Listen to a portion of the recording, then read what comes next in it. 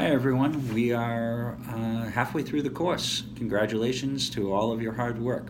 So this week, as many of you have already experienced, revolves around law enforcement in the United States. We start off with the origins and how the Bow Street Runners evolved into the London Metropolitan Police, and then the first police force in Boston, Massachusetts. With the history set aside, there are three levels of law enforcement. You have your local police department, which includes municipal police and the sheriff's departments.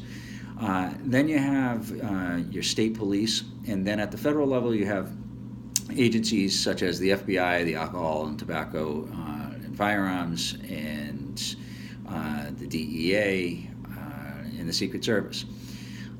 All of these agencies are essentially autonomous.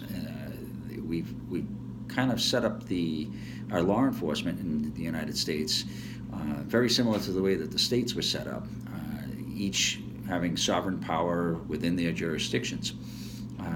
This is often good in some senses, and in other areas not so great. If we were to look at, say, the Irish National Police, which has a police force that ranges all the way from what we consider our local level to the federal level. If you go to their police academy, you could be assigned to traffic function one day, or you could be assigned to a protective detail for a dignitary or a politician. We're set up quite differently, and in that we have smaller agencies receive different training than the more larger or federal agencies. It's set up that way so that we can address the needs of the community that agency represents.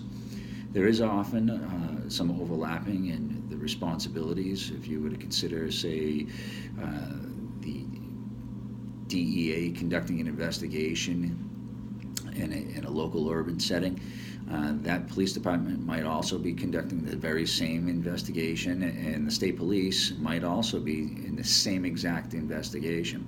So there are some overlappings, and that is the drawback. I wanted to talk about, before we close this off, is that there are three eras in modern policing here in the United States, and those are the political era, the professional era, and the community-oriented era.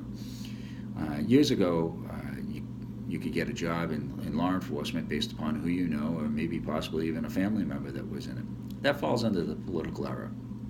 And many times the county sheriff's departments still fall under the political model unless they've professionalized and have an anti-nepotism, anti-cronyism policy. The professional era was in response to the political era. We were looking for people that were educated, that they engaged in a formalized academy, and it went really far beyond what its intended purpose was. When we measure law enforcement, we tend to want to see what the amount of calls for service are that are being responded and closed. Very similar to, say, if you're working at a Tonka truck factory, and how many trucks does an individual complete in a day? And there was an acceptable amount that said this is how many trucks each individual should be able to assemble in a single day. Whereas law enforcement is quite different.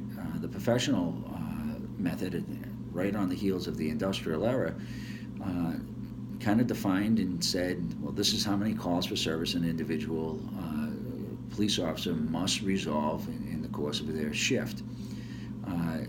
The problem with this model was that we stepped away from understanding the community and understanding the role of the victim in the criminal justice process.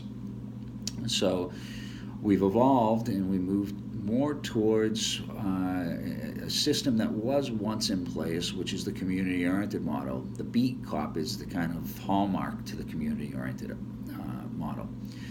So when we look at the community-oriented model, or COP as it is, it engages the community, it engages businesses within the community, and it really brings in this holistic understanding of the criminal justice system and how law enforcement isn't really just law enforcement, they're public servants. So I hope that you've I hope that you've gained a lot throughout this week, and if you have any questions, as always, please feel free to reach out to me.